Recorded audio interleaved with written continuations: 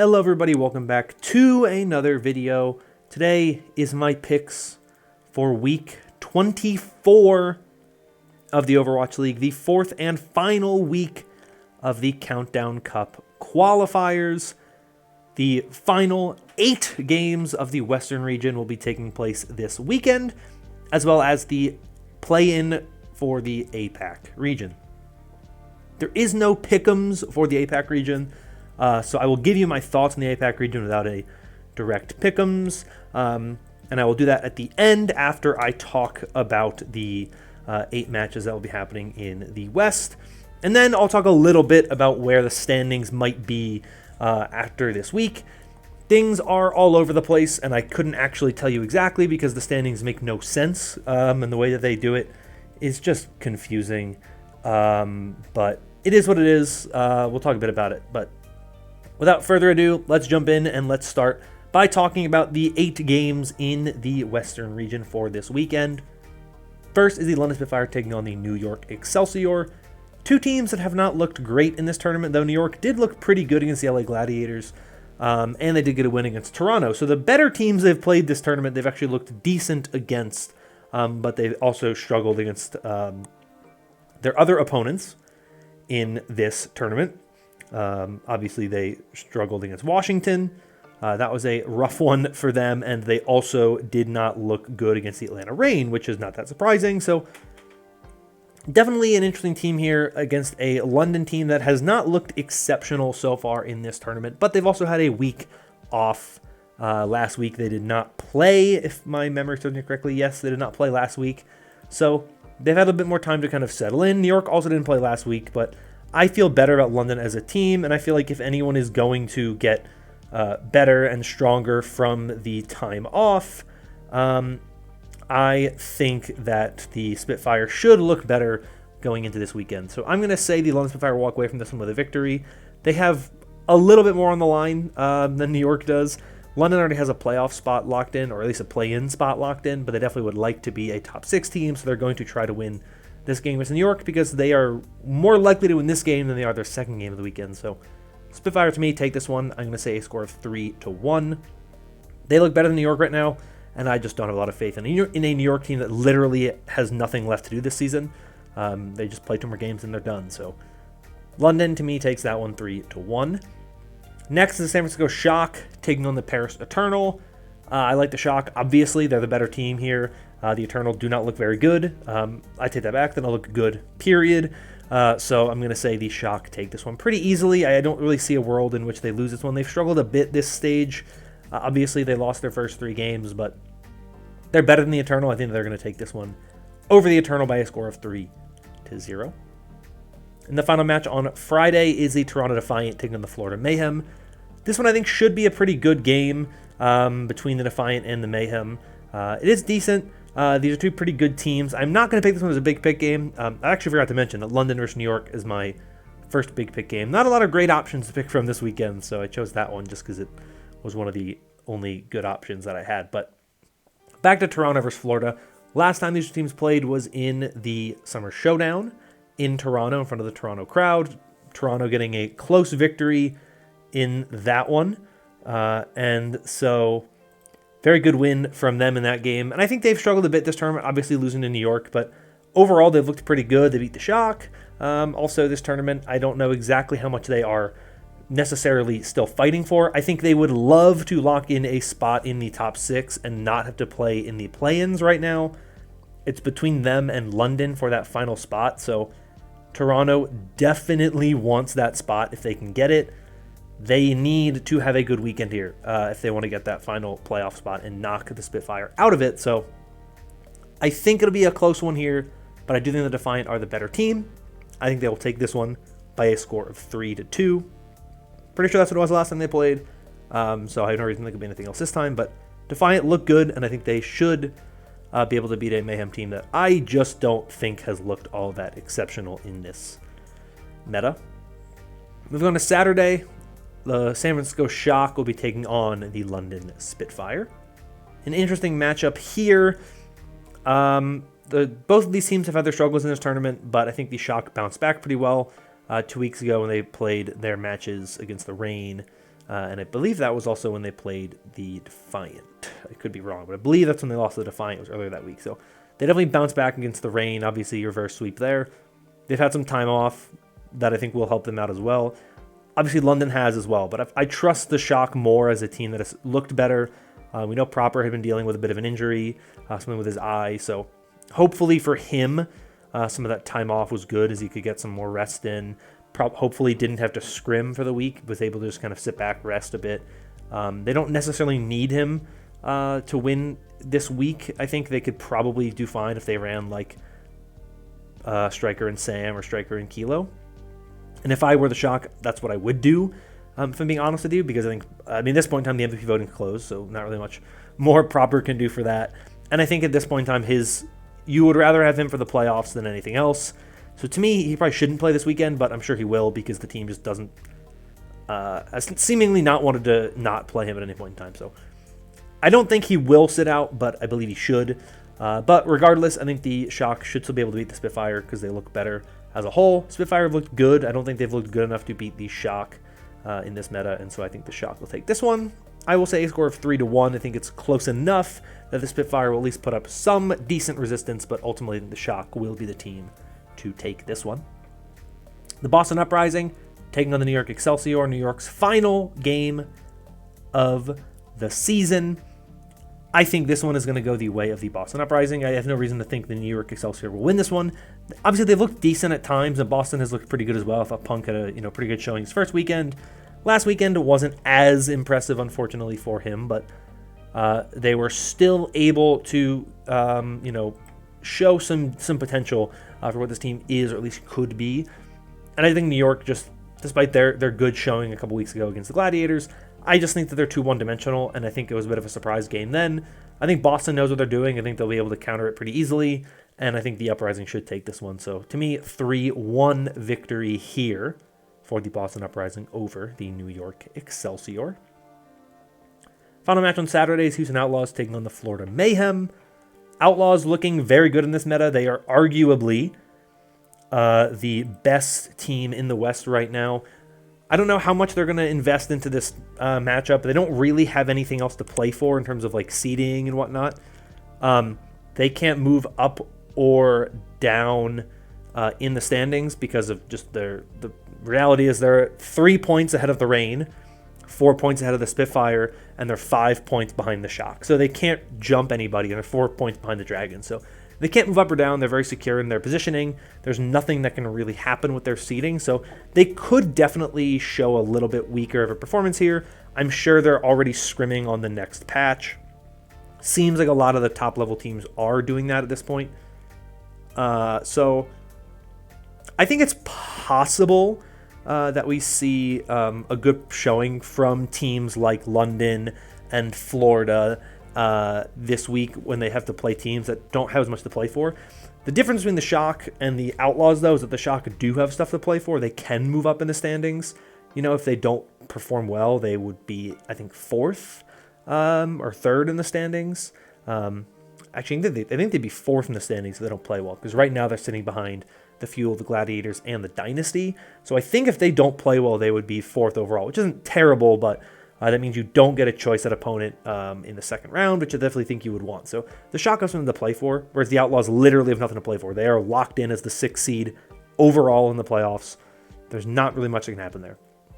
I still like them better than the Mayhem, though. I think they're the better team than the Mayhem.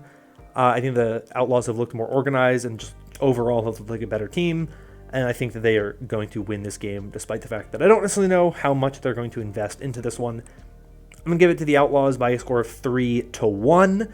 Their win against Dallas last week showed me that they definitely have what it takes to be one of the best teams in the league right now. I think they're going to take the Mayhem to town a bit and win this one. Sunday, Paris Eternal, Boston Uprising. Final match for the Paris Eternal for the season. What has been a very rocky season for them as they move to relocate to Las Vegas next season. I think that they're going to end, unfortunately, on a pretty low note. I just don't see them getting a win in their final weekend. Maybe the Uprising game is winnable for them, but I just, right now, do not see it, which is unfortunate. The players on this roster, none of them, well, I guess Wub and Dove were there for their first win, but the rest of the roster, Malthol, Luke Mino, Rack Attack, Krawi, none of them were on this roster when the Paris Toronto got their win, and so they are going to go potentially winless in their Overwatch League careers, which is very unfortunate. But I just think the Uprising look better right now. The Eternal have not impressed me a ton, though they did beat or come close to beating the Titans when they played. It was a very close series. I wouldn't say the Eternal have no chance at winning, but right now I don't feel great about their chances. So give me the Uprising in this one by a score of 3-1. And the final match of the regular season for the West, and the overall final match of the regular season, Toronto Defiant versus the Houston Outlaws. My final big pick game of the weekend. These are two very strong, very solid teams who have had a pretty rich history so far this season of some great matchups, some great matches. Obviously, there was the kickoff clash where they looked very good, and that Pelican kind of clutch play that won on Colosseo, one of the best plays of the season, if I'm being honest with you.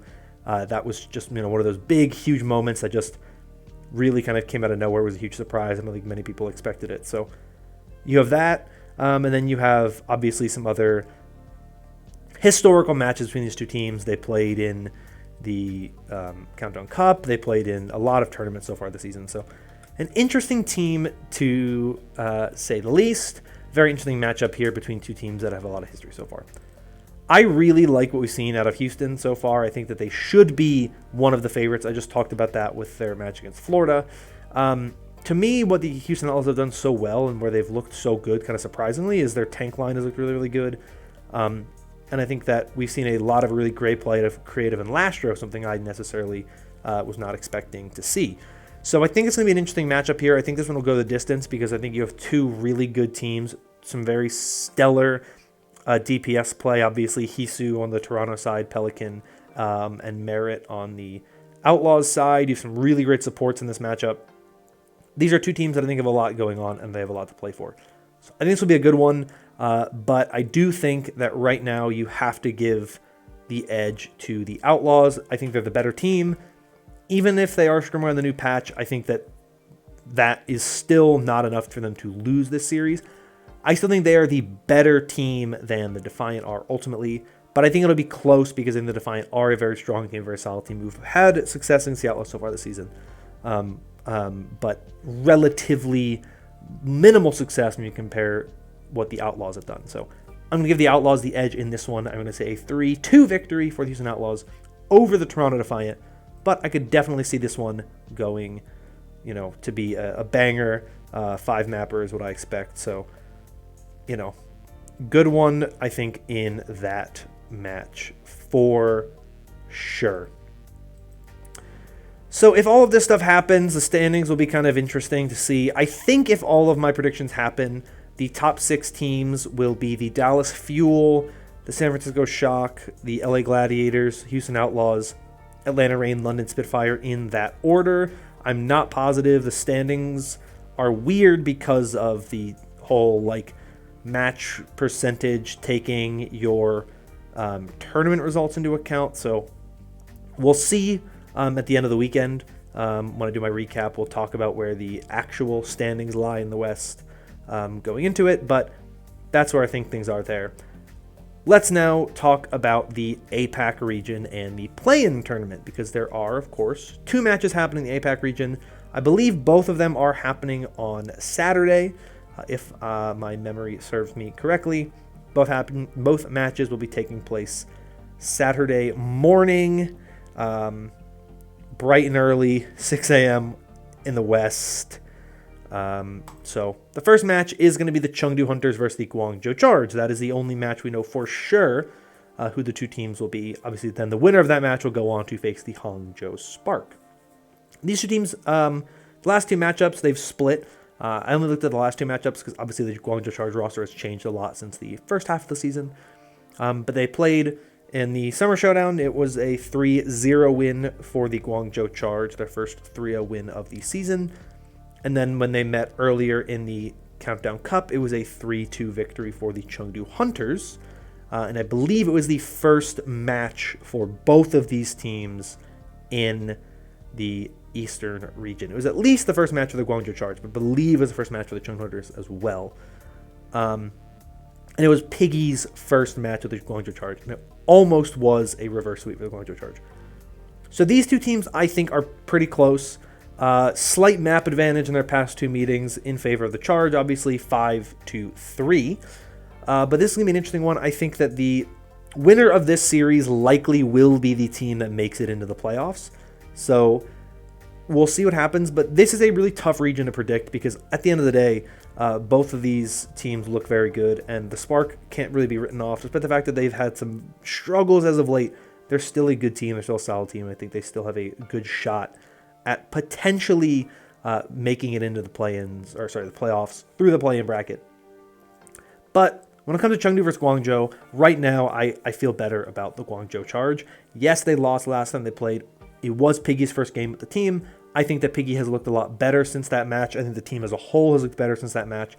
To me, it feels very, very likely that the Charge are going to have a better showing in this matchup than they did the last time they played.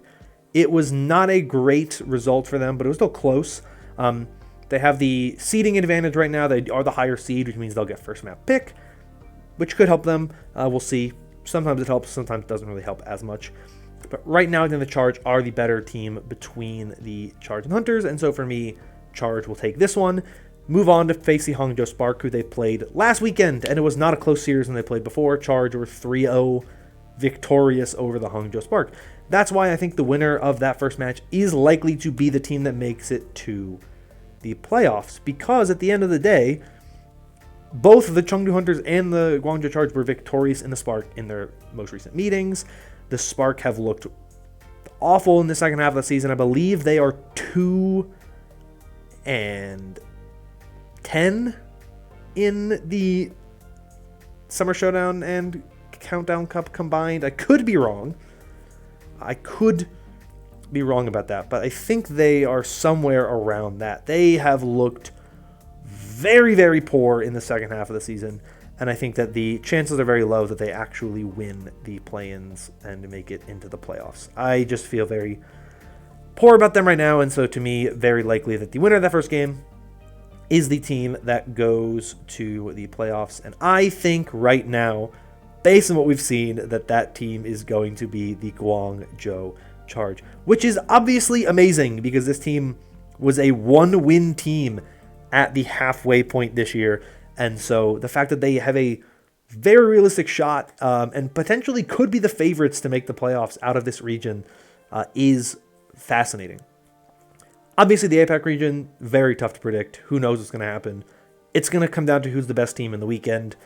As it always is, there's no clear favorites in my opinion here, which is I think why the APAC play-ins are so interesting this year and why I'm so excited for them. So there you go. There are my predictions for this week, both the Western region picks and the overall play-in picks for the APAC region.